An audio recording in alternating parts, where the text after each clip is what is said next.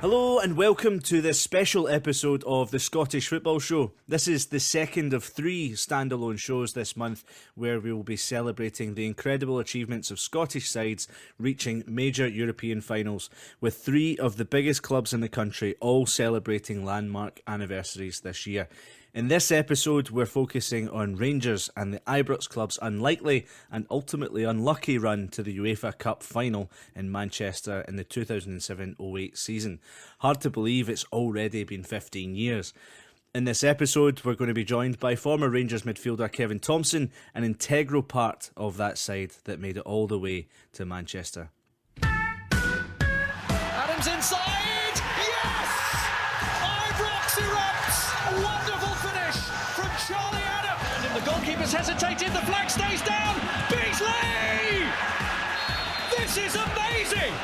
Kazan looking for the double, the goalkeeper spilled it! And Stephen Merritt scores for Rangers! Yet again, Alan McGregor, wonderful save. Davis, and he calls! That must be a great goal! Rangers have scored, Jean-Claude Darcheville! Stephen Whittaker! Rangers semi-final! Was he supposed to do that, Stephen Whittaker? Nacho Novo with one kick of the ball to take Rangers to Manchester. Manchester, brace yourself. Rangers are coming! The Scots are heading for Manchester, and you know what? Manchester may not be big enough. Walter Smith has guided them to their 4th major European final.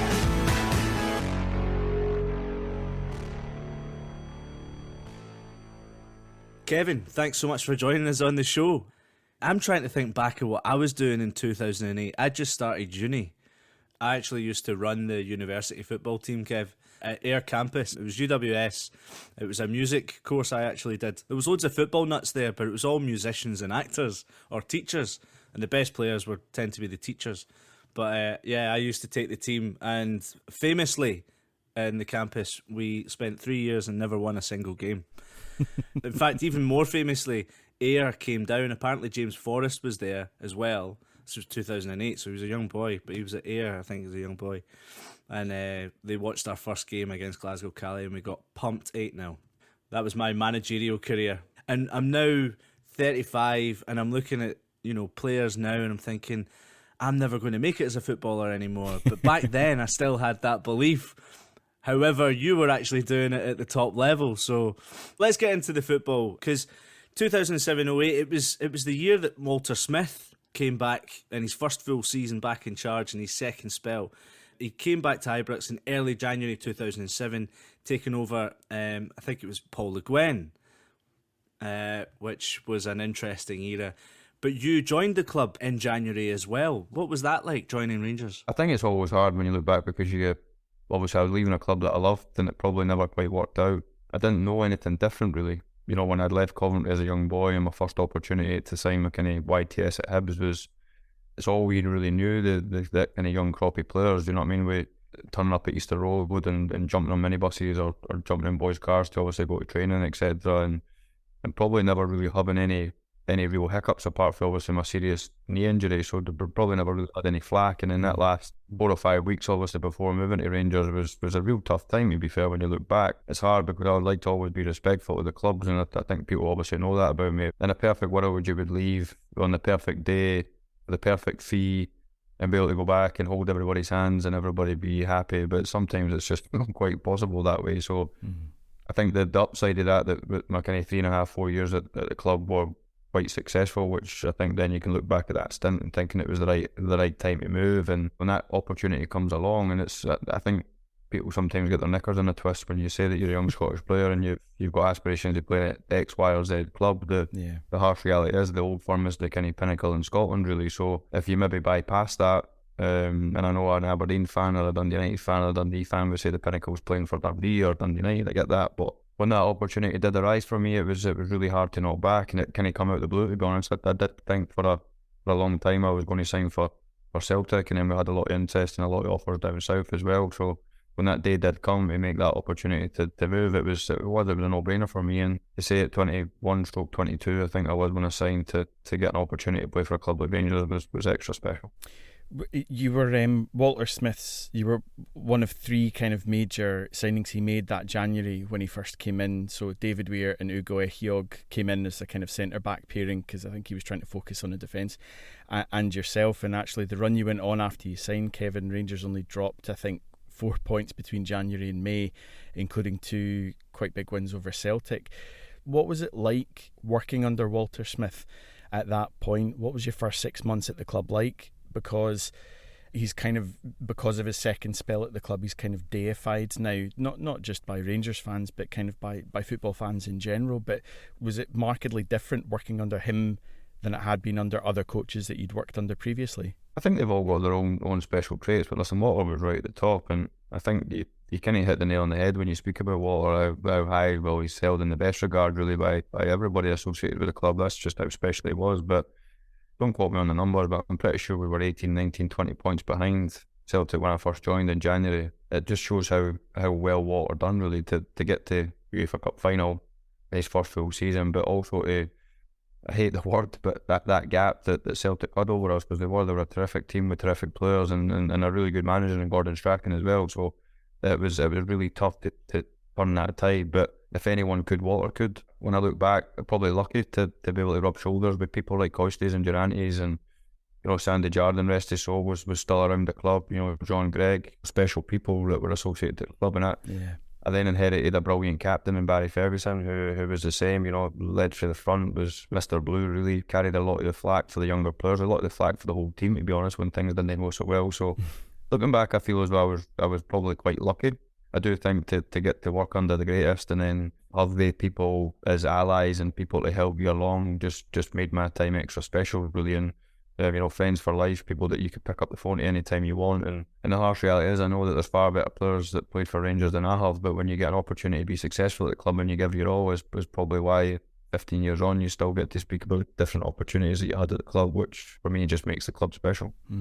Who was one of the key teammates of yours that maybe helped you settle at Rangers or get you kind of ready to play at that top level amongst the squad? We just had a brilliant blend, really. We and looking back at that squad, you're having people like Big Ugo Ehiogu, opportunities to, whether you're sitting in the sauna or the jacuzzi or sitting in the changing room or sitting up at lunch, and just seeing how these guys operated, really. Davy Weir, always in the steam room, to be fair, every day after prayers. Whether you wanted to pick Big Dave's ear, you could go in through a hazy smoke, really, and just see Big Dave sitting in the corner of the steam room, and you could ask him financial advice, you could ask him literally anything, really. So your life changes a wee bit when you move as a young player from Hibs to Rangers, and the kind of scrutiny that you get, the off-field stuff that you get, and then obviously the financial gain as well. Do you know what I mean? You probably can easily take your eye off the ball and go on a different path. So without missing anywhere out, I just think we had a brilliant blend. People talk about learning. You were learning every day at Rangers, because if you never, you didn't last very long. Yeah. And we were probably lucky that the people that we did get to learn off, even though your Coistes and your Durantes were brilliant people to have around, for not just the fact that they were legends, but the camaraderie that these type of guys brought because of the eras that they played in. Everybody knows the joking and the banter and the kind of jovial banter that these guys had. Just made really our time easy, really. Yeah. Jimmy Bell, another one, the unofficial gaffer for me, guys around the building that gave us young players great opportunities to continue to pick their brain, really. And if you were a sponge like I was, even though I'd like to think I've got a big personality and a big opinion, I was still one for taking up and picking up wee snippets off of every person that I kind of rub shoulders with. So I felt I was a wee bit lucky to kind of inherit that kind of group of people that I got to work with. Just looking specifically at the 2007-2008 season, Walter Smith had shaped his squad ahead of that season with a kind of mix of international players, likes of Carlos Cuellar, DeMarcus Beasley coming in, Daniel Kuzan, as well as this young Scottish talent that you're talking about. Barry Ferguson was already at the club, Chris Boyd, Stephen Whittaker that summer followed you from Edinburgh to Glasgow, and Stephen Naismith arrived from Kilmarnock. Did you guys have a level of confidence heading into the 2007-2008 season, given how well you'd finished the previous campaign? And was there even an inkling that you might be able to make a mark on Europe as well as on a domestic front? I think when you think of momentum and how important Old Firm games are, whether you're way in front, whether you're winning titles or you're not, and I kind of flipped that question a wee bit. I think back to us winning the league 2009, 2010, and Celtic beating us at Celtic Park 2-1, and them doing a lap of honour and us sitting in the bus with a winners' medal in our back pocket, demoralised. How much a sucker punch that was. So then I flipped that back to Walter's first 2 Old Firm games, the 1-0 Uruguay one, and I think it was 2-0 or 3-0 at Ibrox. Yeah. The Old Firm games were us building blocks to going on and being successful, and obviously everybody knows that Walter won 3 in a row. And by the way, Celtic were a brilliant team, but we had to believe that we could turn that tide, and probably having people like Barry's that had been around the block that had done it, Walters, Coisties, Durantes, that winning mentality, that drive, that desire every day. And then it was up to us young players to either swim in the same direction as them and pull our weight and make sure we were bringing something to the party, or you never lasted. Rangers continuing to control. Thomson having his jersey pulled, but he continues. Ferguson on to Beasley. Thomson wants it. Beasley's going to go himself. Wrap the right foot round. Rangers are through to the 3rd round of qualifying in the Champions League. DeMarcus Beasley scores for the first time for Rangers. A nice drive, it opened up for him. And it's Zeta 0, Rangers 1. Little flick on, Barry Ferguson goes through, Nacho Novo! Nacho Novo gives Rangers the lead they so desperately wanted to take to Belgrade. And it's the man who's so popular around these parts, Nacho Novo with a goal. Rangers fans, get ready to party. It's over. Rangers have done it. They will be joining the elite of Europe in the Champions League. Job done. Job very well done in Belgrade. Well, obviously you got to the Champions League. You beat the Montenegrin champions FK Zeta. Got rid of Red Star Belgrade as well, 1-0. I think a late Nacho Novo winner. And so Champions League group draw happens. What do you do as a set of players? Do you all get together to watch it together, or you always... I mean, I'm trying to think back in 2008. I think I got my first mobile phone in 2006, so it's not like these days, is it? What did you do back then? Did you all watch the draw together? Is Ali McCoy's not throwing a barbecue or something like that, going, right, lads? If it was in somewhere like Switzerland or whatever, I wouldn't surprise me if Coista was here. Probably he's been somewhere.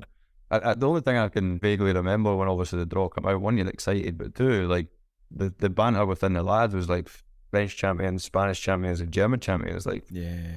this could be tough. Thinking where you're getting points and you know what I mean. You don't want to embarrass yourself. And listen, we're going to need to be at our brilliant best really to have any opportunity to even compete with these. So that Barcelona team within probably the next 2 or 3 years, including that year, were probably one of the best Barcelona teams ever. Mm-hmm. I think that was the thing, because like when I was looking back over the Champions League games, I'm a Rangers fan, so it was nice to relive, you know, the coming from behind to beat Stuttgart at home in the opening game. Driven in towards Cacao, and it's a goal! Mario Gomez was the man who got onto it, and Rangers taken by surprise. Great run by Alan Hutton. Can he take it all the way? Adams inside. Yes! Ibrox erupts. A great run by Hutton, and a wonderful finish from Charlie Adam. Hutton's made the run, and he has found him. Alan Hutton taken down is the penalty. Darshville has the opportunity to put them in a winning position. You can feel the tension at Ibrox. Darshville scores! Rangers have turned it around! And of course the 3-0 away win in France, which it turned a lot of heads. And it's headed in! Lee McCulloch has thundered in a header! And what about this? Rangers lead in Lyon! Brave enough to venture forward. And Kuzan looks to turn! And it just gets better and better for Rangers! It's 2-0! Look at the delight of Kuzan! Look at the delight of those fans! They are in dreamland here!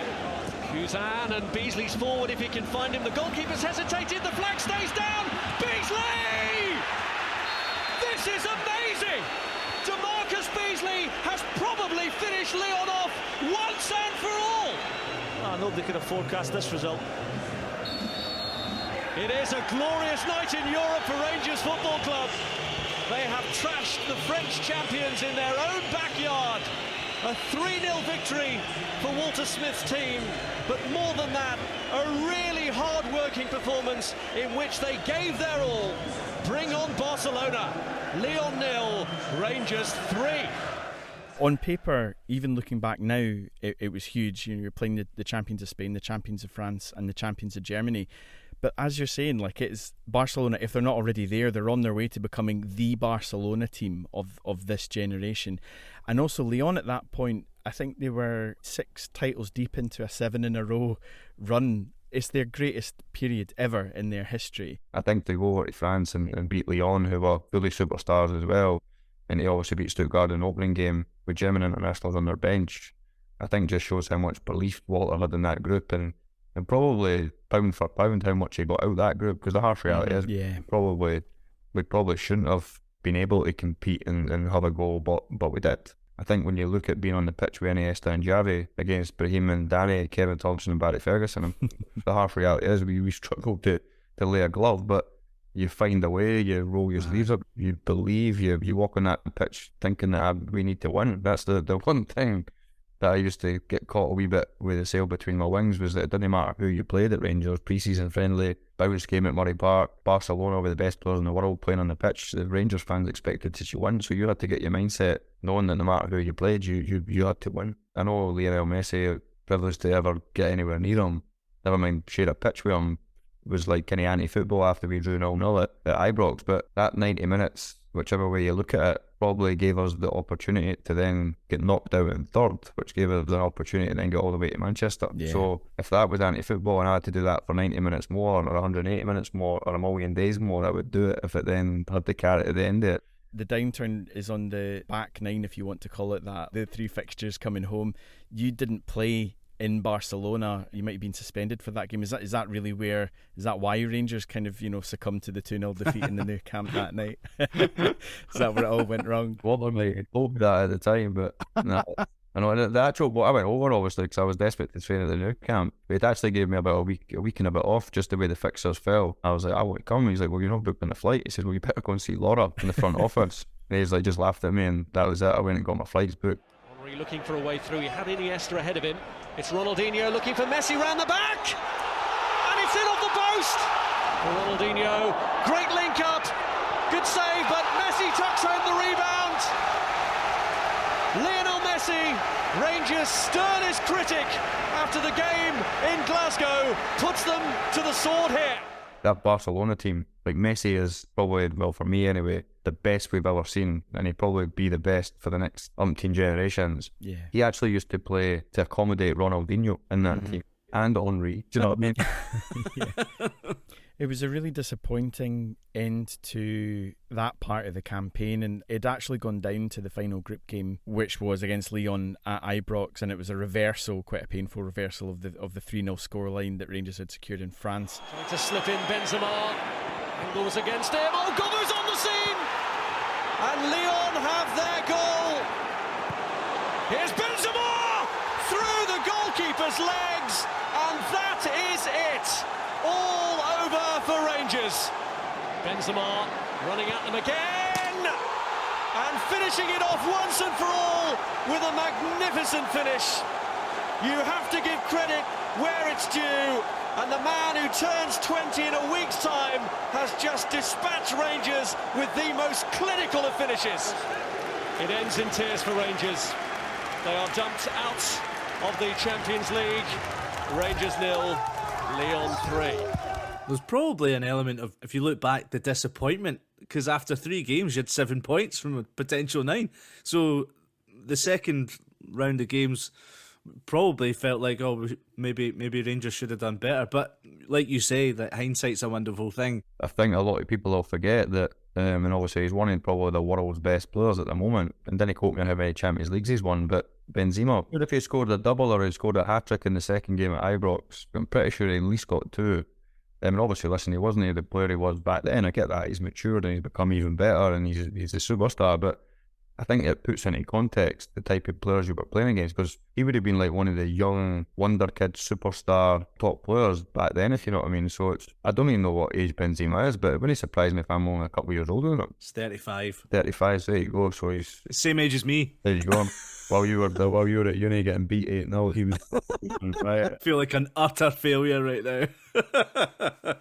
I think it was kind of give or take for most of that game. And I remember it was at Darshville, had a really great chance with about 12 minutes to go. Here's Ferguson.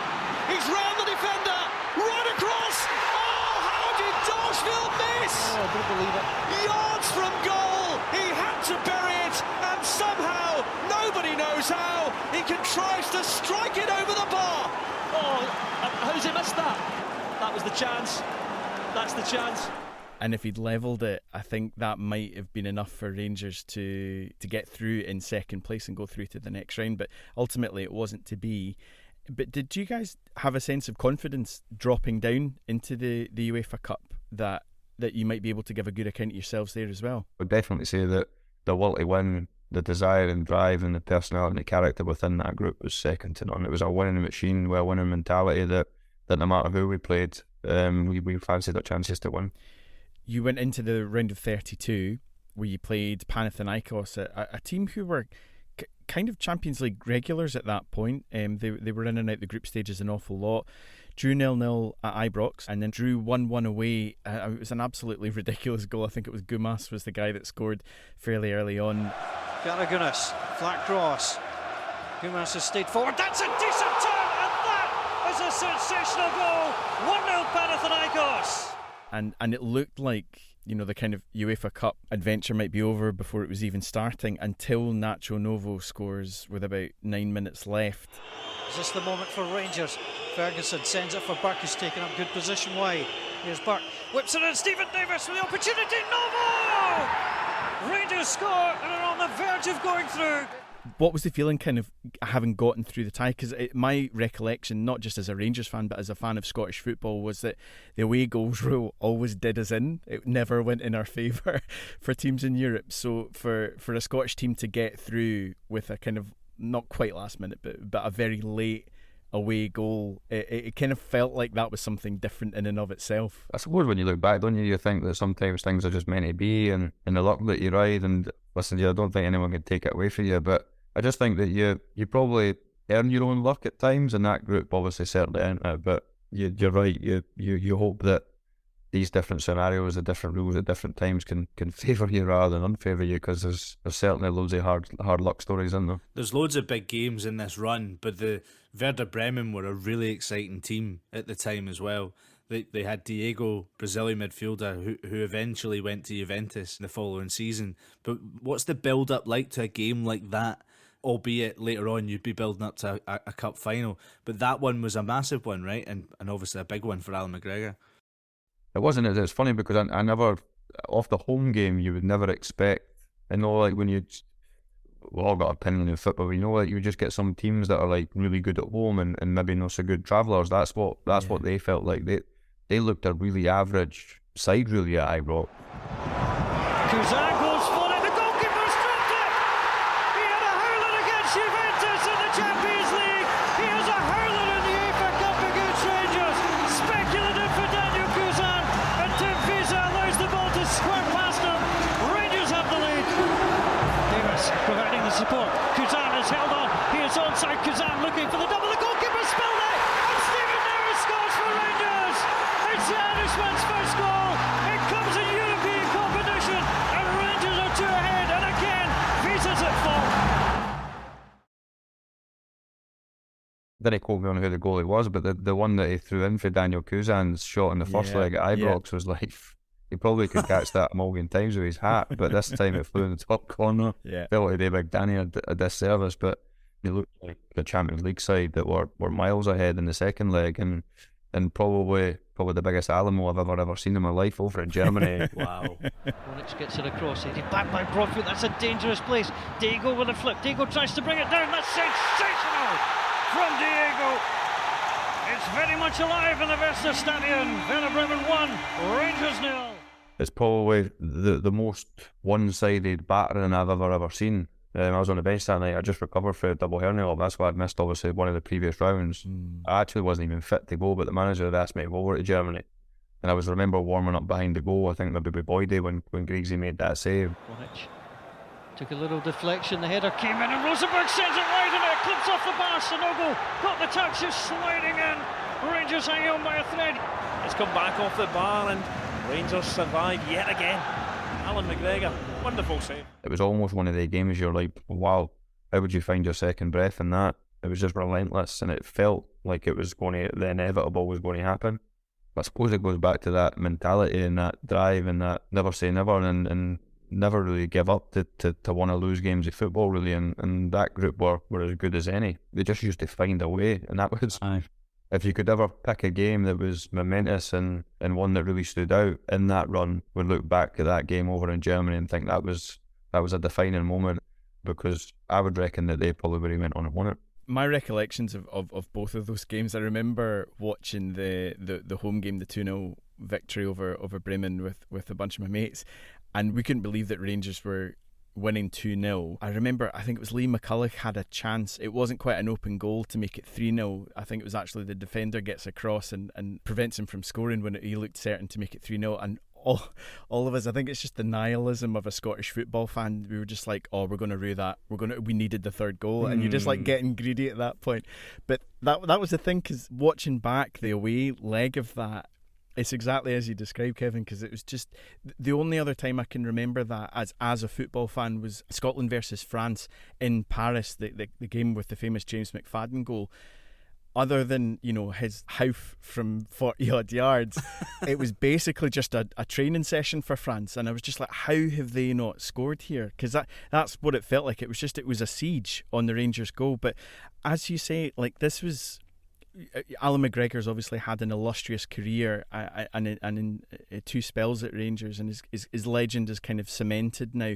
But I think this, in my recollection, was like one of the first nights where that legend really starts to grow, because it was a performance that was so off the scale in what he was able to do. The save that you're talking about, where he somehow tips it onto the bar, where from no distance out whatsoever, and you're like, how did that not go in?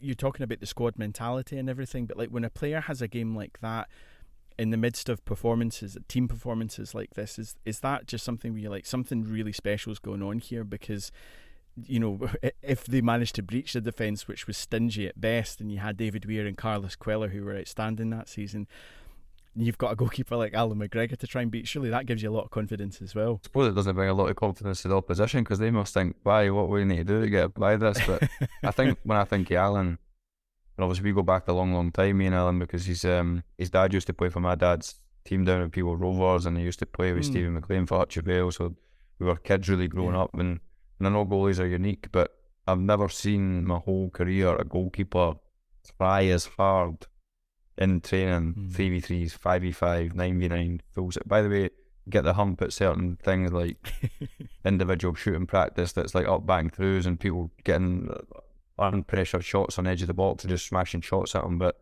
I've never seen someone so competitive, whether it comes to players taking penalties after training or whatever, that most goalies would potentially toss off and no bother, and he's a hitting an empty net, you wouldn't do that on a Saturday, blah blah blah, all the common shouts that you would get.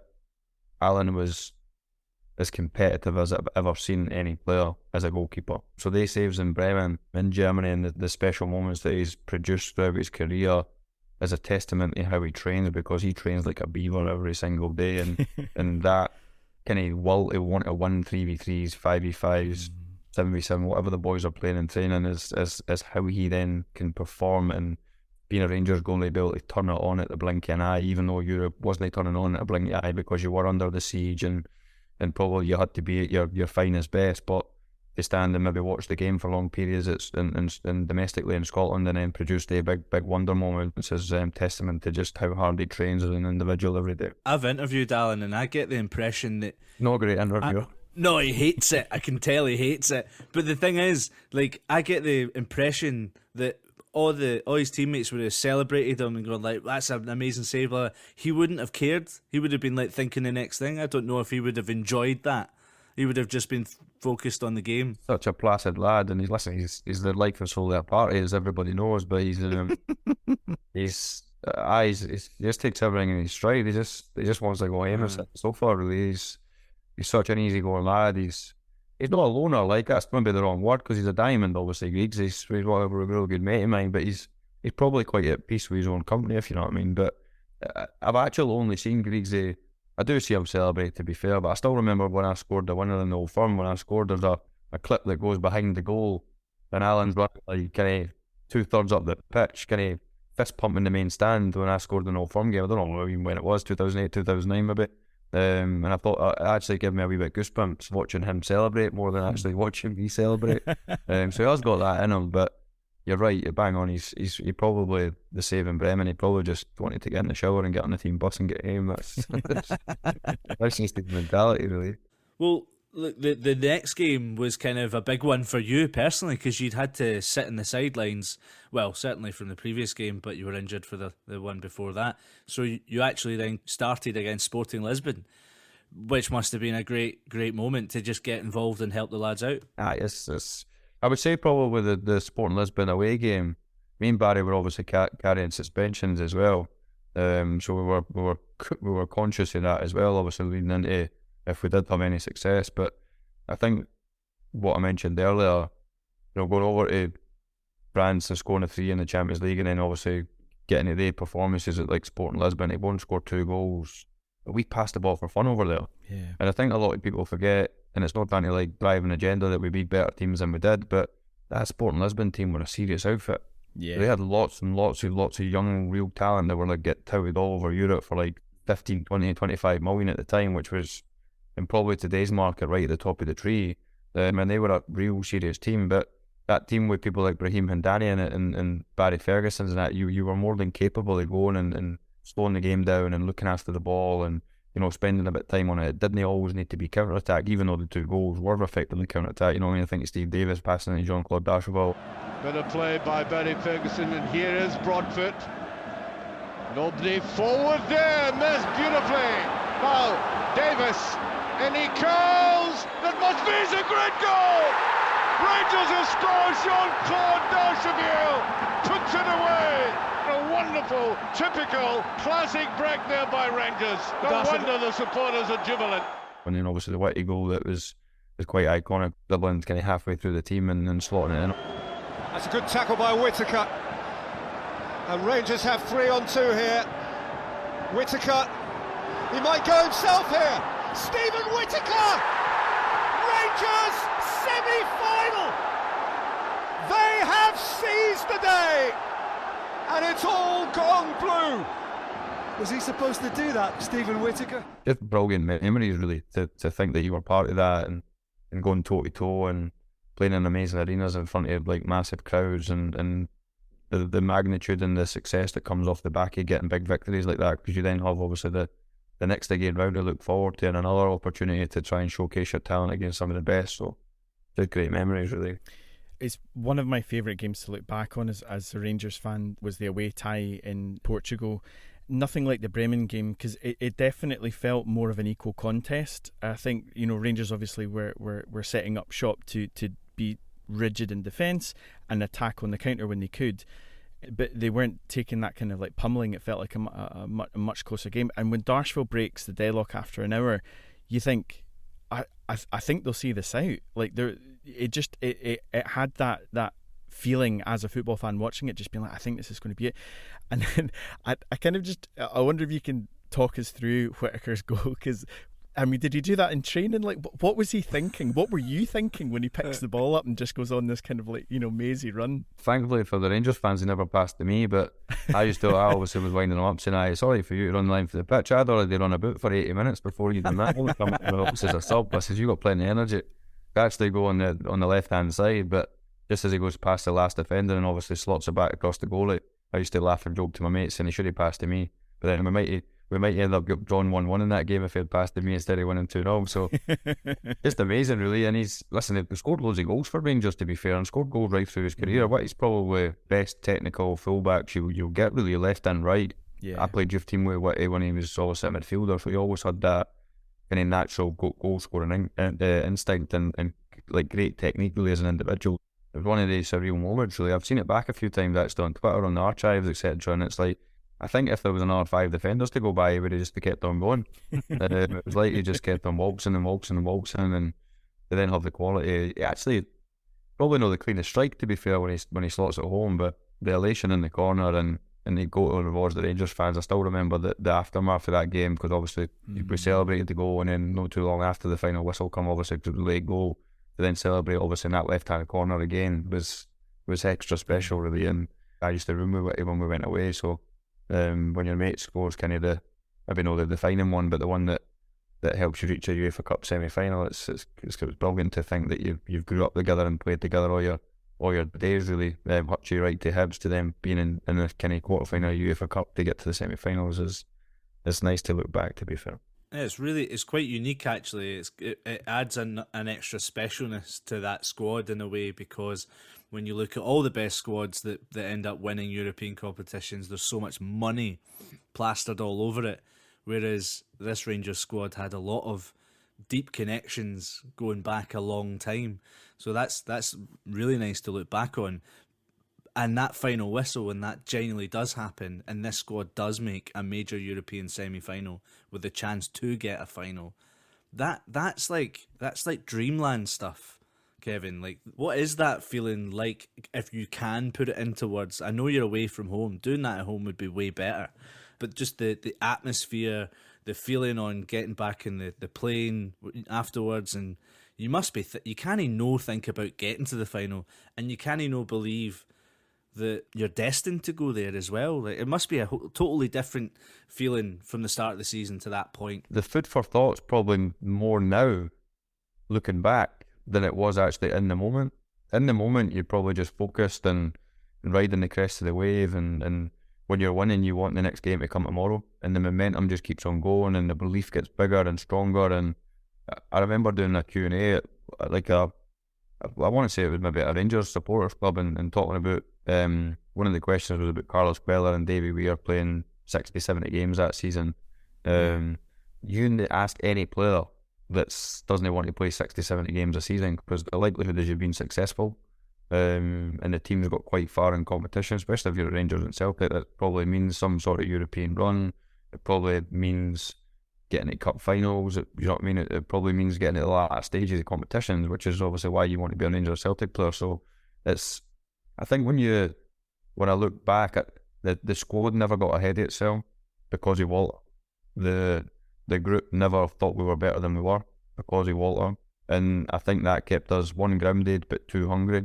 When you get to a UEFA Cup semi-final, your pals start to get a bit excited for you, your family gets a bit excited for you, your school that you went to back in Peebles, all of a sudden school teachers start to want to reach out to it just builds so much kind of magnitude really, and profile for you as an individual really, and in the group start to get voted in some of the famous Rangers teams that were far better than us. So you're building a wee bit of history for your own group really, and you as an individual. So unless we had a magic box to jump into, it's one of the times that you wish you could relive, and unfortunately, but it's amazing to look back and think playing Mario Kart at 2 o'clock in the morning over in Portugal somewhere, eating probably some junk food, getting ready to fly home the next day morning, and everybody playing the DSs. They used to have a big school of DSs, Christian Dailies, Jigs, Boydies, Stevie Smiths, Burkies, etc., Whitties. And we used to all bash red shells at each other and fall out about who was winning and who wasn't winning, and etc., etc. And it's mad to think that they're the wee memories that come back rather than some of the big performances, or it's just amazing times really. Going back to Walter Smith, because that was something I wanted to pick up on. What was he like during these matches, like these occasions? Because look, the picture of Cam, I think, from the TV pictures and everything, and you got brief moments where you saw him not let his guard down, but kind of like revel in the moment. So I think when Whittaker puts the second goal away in Lisbon, that you see him hugging Ali and everybody on the touchline. One of the main things that was levelled about Walter Smith from his first period as Rangers manager was this maybe a bit of a naivety around European football, where Rangers blew away all the opposition domestically during that kind of famous 9-in-a-row run. But in Europe, Rangers, one season aside, were often really poor in Europe. Was that something that he was conscious about this time around, of preparing well and giving off that vibe of the seriousness of the opponent that you're coming up against and preparing for that? He just used to make everybody feel top of the world, really. Do you know what I mean? Like, if ever I've had a manager that you wanted to run through brick walls for, it would be Walter, really. He just had that way of saying the right things at the right time to stimulate you as an individual and then to stimulate the group. And I think people think that Walter was this big braveheart, kind of stand in the changing room in front of everybody and give you like the best motivational speech you've ever had in your life every single game. But he said few words at times. And it's funny because when I've been at different clubs, people say, oh, I hate when the changing room's quiet and like loads of music on. And that Rangers team at times was quiet and focused and we're ready. And I like that. I like the steeliness and the calmness and the butterflies in my belly and the kind of adrenaline rushing that Walter and that group seemed to manage to create. He had a way of, no matter what's the right word without swearing, how shite you felt at times, because you might have drunk too much water, you might have ate too much food, you might have not had a great sleep, you might be really nervous. You managed to find a way that when you walked on that line, over that white line, you were ready and you could give your all. And he's probably the one manager throughout my whole career that no matter how low I was or how sore my body was, I found some more. You had to dig deep against Fiorentina as well. Going into those two games, you were suspended again, Kevin, for the first game. That was a premeditated one. Really? Why is that? Me and Barry got booked, and obviously in Portugal, because we would end up having to carry potentially another yellow card into obviously the semi-final, which would then could mean that we could miss the final. So they were deliberate? Well, not deliberate, but we obviously knew that another booking would potentially put us out a significant game. So we knew that was the case. We knew that obviously had to be careful, and we had to make sure that we weren't getting any silly yellow cards, basically. It was 0-0 at Ibrox in the first leg. Not the first time that result had happened on this run.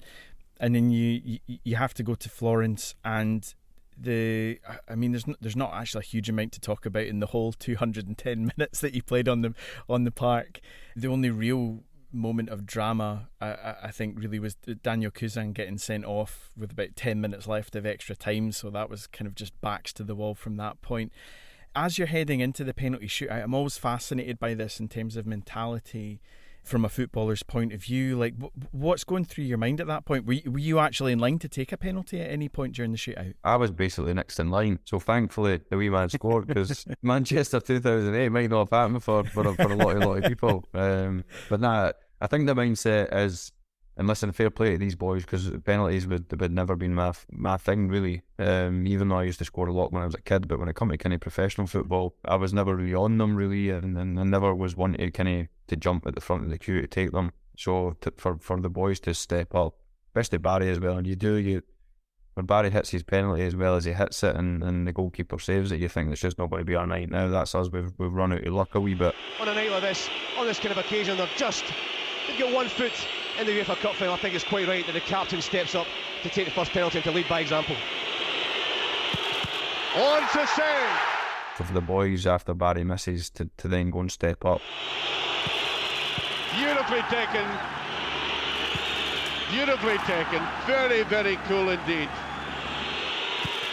Beautifully put in, and the pressure is now on Fiorentina.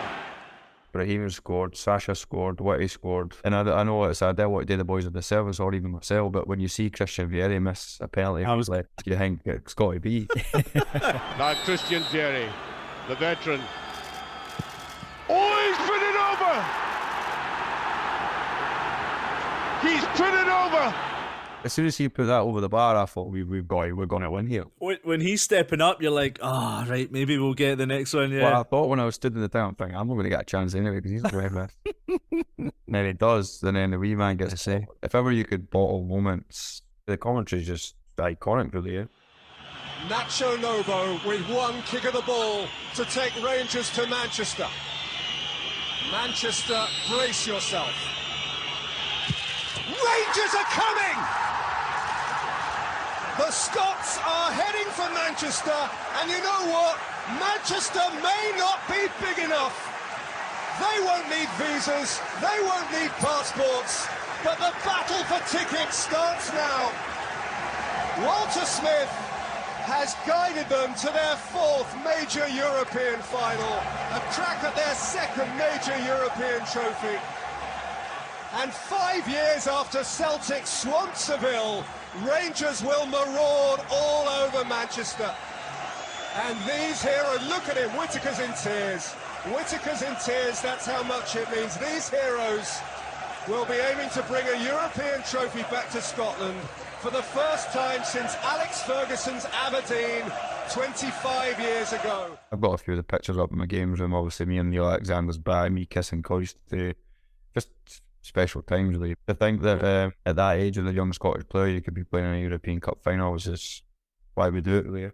That's the one moment as a Scottish football fan I remember being in Ayr Uni campus. It was like massive projector, and there was literally like half of the pub went mental and the other half went, oh no. Obviously the Celtic supporters, quite a lot of them kind of like, oh no, we can't deal with this. It was quite a funny wee moment. What were you doing, Finn, when Novo scored? So I remember watching this game in, do you remember, you know Tennant's bar in Glasgow that's on the corner of Byres Road and is it Highbury Road? Back in the day there used to be almost like a second pub right next to it downstairs called The Basement, and it was great because we used to play five-a-sides in Hindland. I remember we were playing that night and then we decided to go straight from five-a-sides in Hindland and walk down to The Basement. The good thing about The Basement was not many people knew it was there, so you kind of, even if you arrived a wee bit late, you always got a seat, and you know you could always ask for whatever game to be put on the TV or whatever. My only other memory of that pub was that I remember seeing a poster that Pat Nevin was going to do a DJ set in there at one point. But he does, he loves his DJ. So I was watching it with mostly a bunch of pals who were Rangers fans, although in fairness to him, one of my pals who's a big Celtic fan turned up because I'd gone with him to the pub to watch Celtic go out to Kaká's inspired AC Milan, I think the season before in the Champions League. So he basically come along thinking, oh, I'm going to watch Rangers lose, so this is kind of like my return. And he just spent the whole night going, I can't believe it's still 0-0 at 90 minutes. I can't believe you're going to penalties. I can't believe you got 3. He was as sick as a dog at that. But I remember doing laps around the block where that is, me and my mate. We just, it was such a euphoric sense. Like you couldn't believe that all this was happening to your team and to a Scottish team. I think that was the thing. Like it was.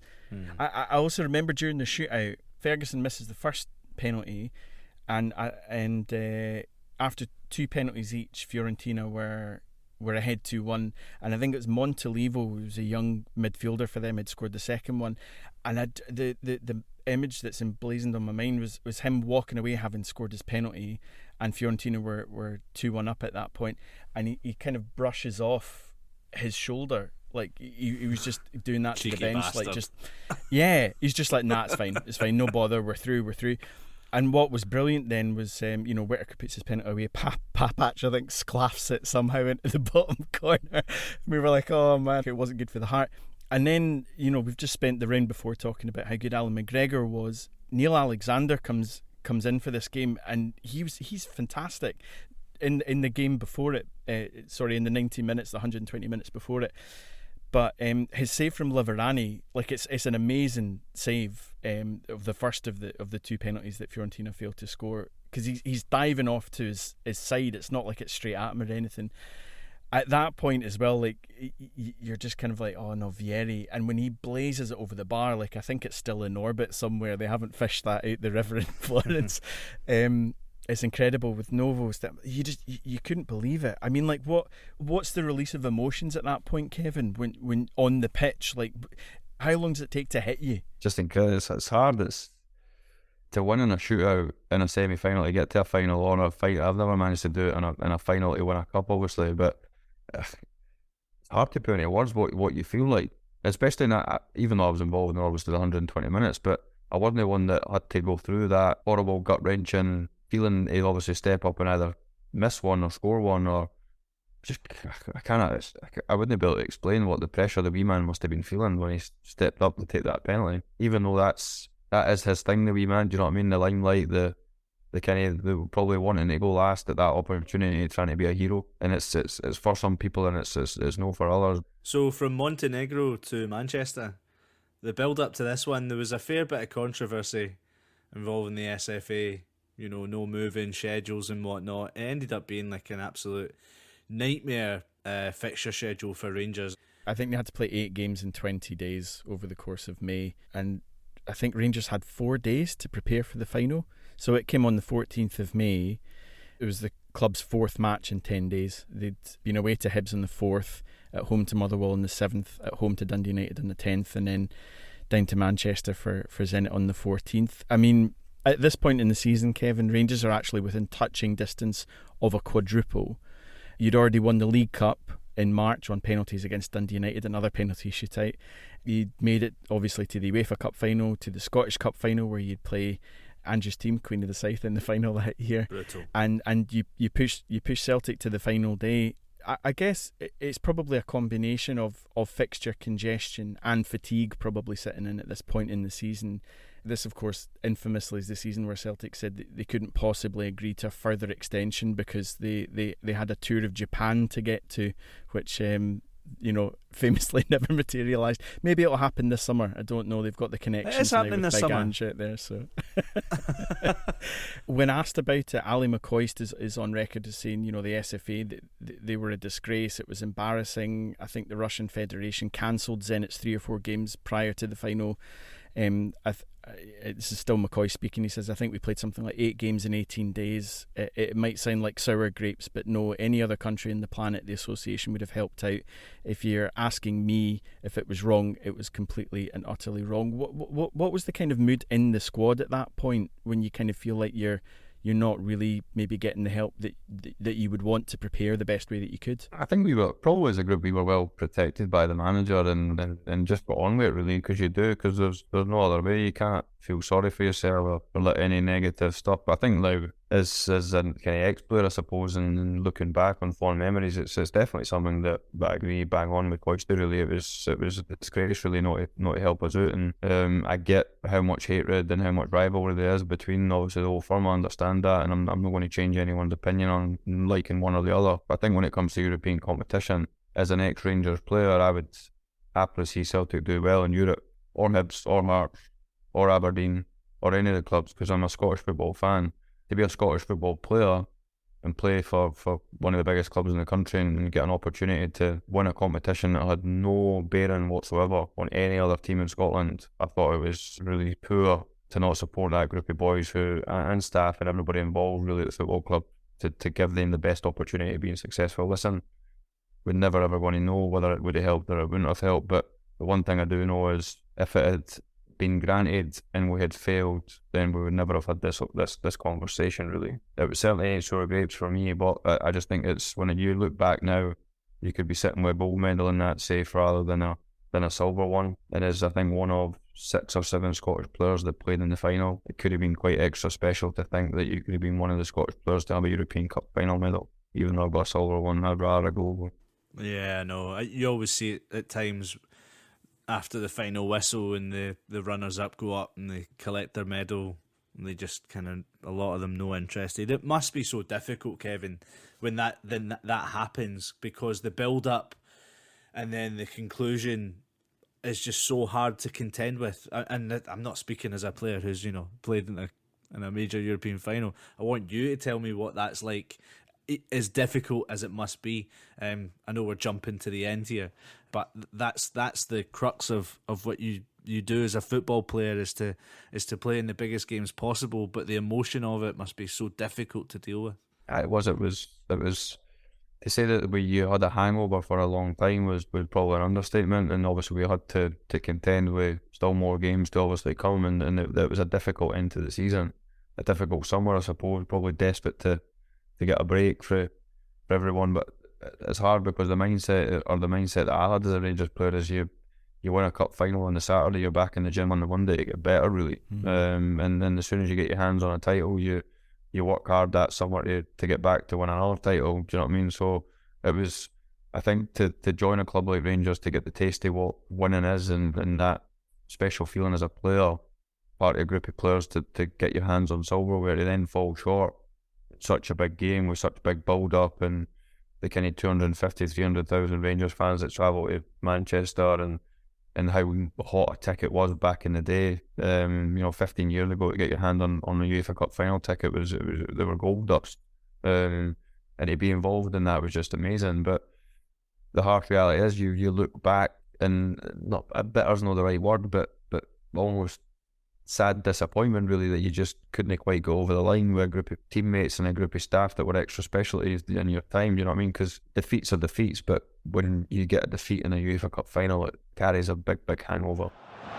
Arshavin, Denisov, 1-0, cut open by a Russian knife, Igor Denisov, and Rangers have the final to chase. Ziryanov, Arshavin, Fatih Tekke, 2-0 all over. Zenit St. Petersburg will carry home the UEFA Cup, and it was the last kick of the match. It is Zenit, worthy winners. For Rangers, one hurdle too high, 1 mile too far, one extraordinary adventure which will never be forgotten, but which ends in tears. We just fell short on the night. We never got our noses in front. By the way, it was only at half time. I think yeah, exactly. You know what I mean? We were well in the game, and you could argue the game plan was going well. We had a couple of half chances, really, but I actually felt really confident in the game and comfortable.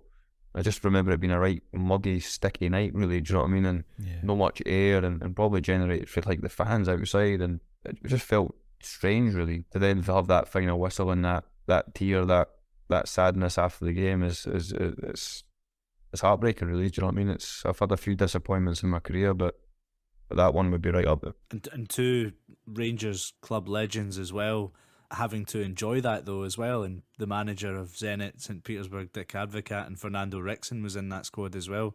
Finn, what was that emotion like for you? It's a really peculiar one, because I think I'm still in my 20s at that point, and also having lived through Rangers very narrowly missing out on getting to the first ever Champions League final in 92-93 when I was a really young boy.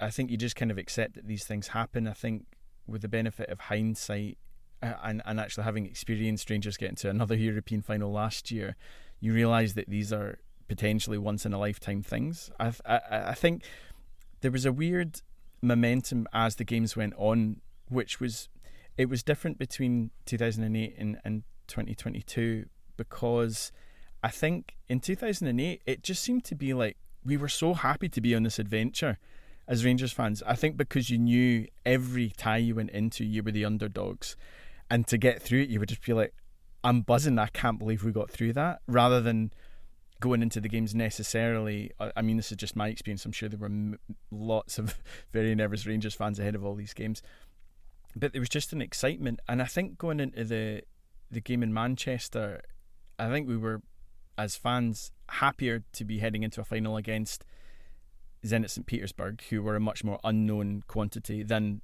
if it had been Bayern Munich in the final. But maybe that might have gone in our favour. But I think the overriding feeling at the end of the game was just like, it was one game too far. Like there was, obviously you're gutted not to have won the trophy, but there was such pride in what your team had achieved, getting to the final, and the memories that they'd given you on the way to get there, that I don't remember there being, certainly it wasn't the same crushing disappointment I think of, and maybe that's because it was a penalty shootout of 2022 of last year, and maybe again that's with the passage of time it gets easier, but you just felt so proud, and it felt like just one step too far, because I think, you know, Zenit didn't score until it was about the 72nd minute or something like that in the game. So Rangers were still in it up until that point. And actually the second goal doesn't go into, I think it was like the 94th minute when Rangers are probably trying to get something, and Zenit hit on the counter. So it was a relatively close game, but it still hurts going back. Kevin, in the past you've spoken about how disappointed you are with having not won against Zenit in Manchester. Does that feeling get any easier with time, or does it still kind of rankle with you? No, it doesn't get any easier. And then I think he like Ryan Kent's opportunity right at the death, an inch or two either side of the goalkeeper's legs, and the team probably would have won the Europa League. It's they thin lines, and I probably as a player don't agree with it, but I do see it in the respect that I agree with what you're saying with the fans. Like every fan I come across, and when you speak about Manchester, like, oh, greatest time in my life and best journey ever, like unbelievable season, like the trips, the journey, the teams, the elation, kind of the journey all the way to Manchester was extra special. I suppose for a player's perspective, it's hard to try and be happy when you get beat, if you know what I mean. But I do understand that the group probably did overachieve getting it there. And I know obviously it's now going to make me look a bit stupid, but I thought when we got to the UEFA Cup Final in 2008, I genuinely thought it was impossible. Yeah. I genuinely thought it was impossible. And I know Celtic had obviously been and won a few years prior. Yeah. And then obviously I know the team then got to Seville, over a decade later, so my theories out the window. But I did think at that time, when we were grouped in the Champions League, to have the passes that we had, to have the Alamo against Werder Bremen, to have the McGregor save, to have the night in Florence, the game in Sporting Lisbon, when you look back, it's almost a bit surreal to think that team managed to get to where it got to. But it certainly doesn't make the pill easier to swallow that we fell short on the final hurdle. What was Walter Smith's message after you went back in the dressing room? How did he pick you up? There's obviously a wee story for you.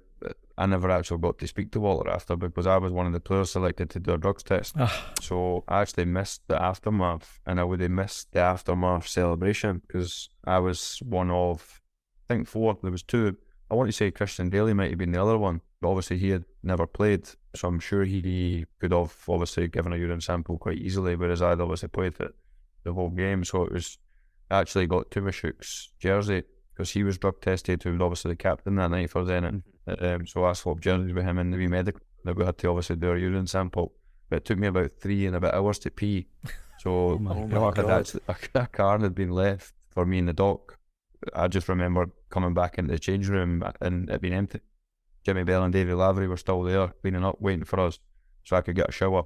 My strip was still there because I had that horrible kind of gut-wrenching feeling that I'd gave Tumashuk my strip that I had on, and that somebody might have half-inched my other strip that obviously we had in the butt, and I was gutted to think that I might not have one of my own. But to be fair to Jimmy, he wouldn't let anyone steal obviously one of the boys' strips. So but when you've got boys in that kicking about, you can never be sure.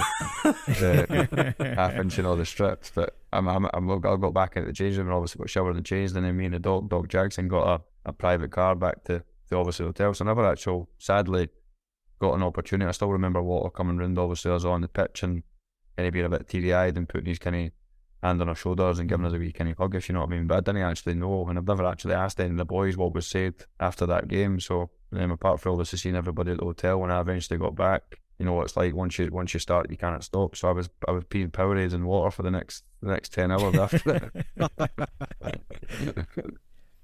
That's absolutely brutal. You didn't really have too long to ruminate on the defeat either, because just 3 days later you were back to domestic duties again, away at Motherwell on the 17th of May, away to St Mirren 2 days after that, and then 3 days later you were away at Aberdeen on the final day of the season with, I think there was less than 48 hours between the final league game and going into the Scottish Cup Final as well to play Queen of the South. Just an absolutely mad run. I mean, in total, Rangers played a colossal 68 competitive matches in the 2007-2008 season, winning both the domestic cups, but ultimately losing the title to Celtic on the final day and finishing runners-up in the UEFA Cup. I know you've talked about the disappointment is still there, but with time, are you able to look back on that season now as a success and amidst part of what was actually a very successful spell in your career at Rangers? I think you'd naturally do, and you look back at like the trophies we won, and obviously 2 in a row before I left to go to Middlesbrough, and obviously the boys then went on and won 3 in a row. But it's just the nature of the beast, really. You always want more, I suppose. I find it really difficult to get out of that mindset where I've seen like a lot of social media in the last few days, different teams winning trophies, and listen, I've done it at Kelty just last year as a manager, and I'd done it as a player, but the mentality was to win, and it was ingrained in you, and it was getting ingrained in you every day with the people that you're rubbing shoulders with. So when you fell short, and some people probably look back and think that it was a really good era, but I still think we could have won more. And part of me will always be a bit disappointed that not moving to Middlesbrough and blaming Middlesbrough, but like where the club went to in my era. So like one part of me like really lucky to play like what I touched on earlier, but then probably nobody could ever envision Rangers going through the hardship that they had to go through, do you know what I mean? And probably winning a double the next again year and being a kind of mainstay in the team and at a right good age really. I think 25, 26 before I went to Middlesbrough to then move was probably one of the things that I look back on with a wee bit of disappointment, because I think if that group had potentially stayed together, we could easily went and racked up a few titles, which would have then escalated and obviously more winners' medals and maybe a longer time spent at the club, if you know what I mean. So that's probably one you look back, you're proud and you enjoyed the moments, but I cannot change who I am really. We always wanted more and win one and they win the next one and probably feeling like, and I've answered it on question and answers when I've said I've been really honest and if I could have my chance again I would do more. So you didn't want to leave Rangers then, really? I never really, but it was a really difficult time for the club, and probably Walter and maybe a few others were maybe the only ones that knew that. Do you know what I mean? And whether Walter did or he didn't, I genuinely didn't know. But the one thing that I would say is that Walter did tell me I didn't need to go if I didn't want to, but I only had a year left on my contract, and I know it's kind of flipping a stone a wee bit or tossing a coin, because I do think that the relationship that I've got with the Rangers fans, in one side, even though this might sound a bit of stupid terminology, quite lucky that I got the club good money at the time for me. We only left a year left on my deal, because if I had stayed, the club genuinely wouldn't have been able to offer me a deal to keep me, so I would have left as a free Bosman. And I'm not sure, even though it would have been out with my control, I'm not so sure some parts of the Rangers fans would have been forthcoming and accepting that. When you look at some of the other players that did have an option to either keep their contract or move, might not have quite as good a reputation, and listen, that's only their individual choice, but I do think back that I've got that lucky kind of card again, that to get the club the money that they paid for me off of Hibs, back off of Middlesbrough, and the service that I gave, and probably hopefully the loyalty that I showed and the determination as a player, probably maybe gave me the reputation that I've got with it. I might be miles off of the Rangers fan, but obviously need to answer that, but I do think I was, when I look back, a wee bit hard done by, in the respect that if the club had been on a level pegging with Celtic as such, that I could have stayed for another 4, 5, 6, 7, 8, 9 years. I was probably, I could easily had my best years ahead of me really, for considering what we'd already achieved. It's interesting because you look at some of the heroes and the legends and the best regarded players. Of course there are players like Gascoigne and Laudrup will be on the tip of the tongue in terms of players that the fans enjoyed, but I think, you know, you look at a lot of Rangers icons, it goes a long way when somebody has that heart, that graft, that determination, that grit. I think that's something that the fans really respond to, and I think that's something I think that's one of the reasons why you're held in very high regard by the Rangers fans, Kevin, and not just yourself, but that team in general, because there were so many people that gave everything and kind of like wrung every screed of energy that they had out for the team. And I think that's the thing, no matter, you know, it maybe didn't end up the way that you would have wanted it to, but still for the time that you were there, it was an amazing period, and the fans definitely responded to that in the way that you did it in that team. And just kind of thinking, like, looking towards the future, I mean, you've not really disguised your ambitions of what you want to achieve now from the dugout, now that you finished your playing career, and that you'd like, you know, to maybe get the opportunity to be back in the Ibrox hot seat one day. I mean, how do you feel that ambition is realised? I've always been the type of person that, like, if you're in it, you want to kind of be the best as such, and I live my life to be humble and respectful to people, and it was part of my team talk every single week at Kelty about being respectful, about being humble, because it's what I believe in. And I try and be really respectful to other clubs, but in Scotland, the harsh reality is I'm never going to be the Celtic manager. It's just, I'm never going to be it. So, and by the way, I think Celtic are a brilliant football club. I think they've had a brilliant season, blah, blah, blah. I could go on about it. I've never, ever, ever, and I never disrespected them when I was a player either. But the harsh reality is I know that somebody within the Celtic board is never going to employ me as their manager. I get that. I'm not naive, and fans shouldn't be that naive either, but I get a wee bit annoyed when people think that you shouldn't aim at the top, and the harsh reality is the top in Scotland for me would be being the Rangers manager. I'm a Scottish player, I'm not an English player. I've not got any alignment to any clubs down south really that would potentially as an ex-player, even though I know I played for Middlesbrough. So it's like, I find it a bit stupid that people get a bit on their high horse as if like you've got some sort of ambition to want to get to the top. I think we should all have that ambition to get to the top, and that can look different for loads of different people. But I'm not naive to think that it's probably easier to win the Euro Millions than it is to be the Rangers manager. I totally understand that, but while I'm in it and while I get opportunities to try and be the best, I want to get to the top. And listen, I've now went 11 months now without a job after winning the League 2 title at Kelly. And it annoyed me a wee bit that certain people thought that we were being sneaky and we were running away to a different job and we weren't doing the right thing. And the harsh reality is that now makes them look a wee bit stupid because I've sat in his for 11 months. And I genuinely like to think I'm as honest as they come, really. And that next opportunity comes, I'll grab it with both hands. If it doesn't come, then I can't cry about it. I can't like lose any sleep over it. I'll just enjoy my family. I'll enjoy my time. I've got my own academy, and if I do get another opportunity, then and it's kind of suits and somebody believes in what we do, then great. If they don't, then I can't get too downbeat about not getting opportunities, really. So listen, I do have aspirations. I feel as though the journey that I've had to date, starting the academy, being the 13s, the 15s, the 18s, the B team, then taking the opportunity to leave Rangers to go to Kelly, to then win a league, to then decide that we felt as though it was as far as we could kind of go with the club as such. I think we've done okay, to be fair. Do you know what I mean? And that's like, I'm not trying to be modest or try and like underplay what we've achieved, but I think we've done okay. I think we've got a long way to go to prove how good we can be. But at the same time, so far, we've not failed, which I think is quite a nice thing to hold on to. Yeah. Which I know failing can sometimes just be around the corner in management because it's so difficult. But at the same time, I've spent a lot of hours on the pitch, and I continue to spend a lot of hours on the pitch. And if I get somewhere, I'd like to think a lot of people wouldn't grudge me it because I've spent a lot of time and a lot of hard work trying to get to where I've got to. There's not many managers in this industry that can turn around and say they've not been sacked. So Sure, someday I'll then go and find this podcast in 3 years' time after I've put the 10 tax somewhere. Yeah, maybe I've set you up a wee bit there, but I've got no doubt, Kevin, you'll get back in the dugout. I'd like to see that.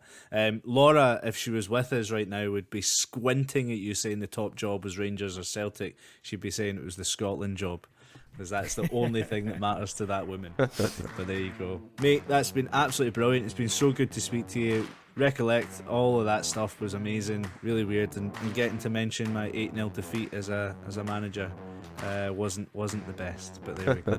Cheers, Kevin. That was a pleasure. Appreciate it.